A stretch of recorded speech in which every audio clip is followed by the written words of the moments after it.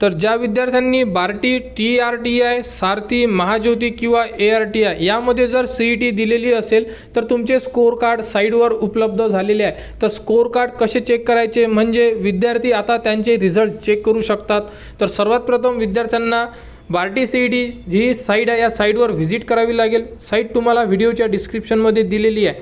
तर सर्वात प्रथम विद्यार्थ्यांनी साईटवर या। साईटवर आल्यानंतर बघू शकता विद्यार्थ्यांना करून घ्यायचं आहे ते म्हणजे लॉग इन। तर तुमच्याकडे ID आहे आणि पासवर्ड आहे, तो ID आणि पासवर्ड टाकून तुम्हाला सर्वात प्रथम लॉग इन करून घ्यायचं आहे।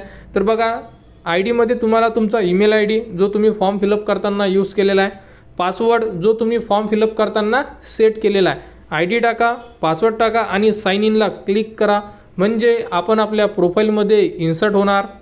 त्यानंतर बघू शकता इथे तुम्हाला तुमचा फोटो दिसत असेल, इथे तुमची सिग्नेचर, इथे तुम्ही कोणत्या एग्जामसाठी अप्लाय केलेला होता आणि इथून बघू शकता व्ह्यू स्कोर कार्ड।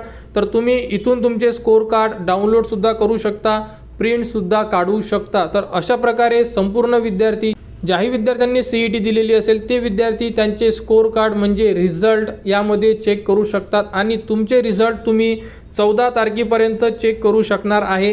14 तारखेनंतर तुम्ही तुमचे रिझल्ट किंवा स्कोर कार्ड डाउनलोड करू शकणार नाही आहे। त्यामुळे लवकरात लवकर आपले स्कोर कार्ड डाउनलोड करा आणि PDF स्वरूपामध्ये सेव्ह सुद्धा करून ठेवा, जेणेकरून पुढील प्रोसेसमध्ये हे स्कोर कार्ड तुमच्या कामी पडणार। आणि तर यामध्ये अशा प्रकारे तुम्हाला स्कोर कार्ड दिसून पडेल। यामध्ये बघू शकता विद्यार्थ्याला मार्क्स होते 57 आणि त्यांचे नॉर्मलाइज होऊन मार्क्स बघू शकता 78.89% मध्ये त्यांचे मार्क्स कन्वर्ट करण्यात आलेले आहेत।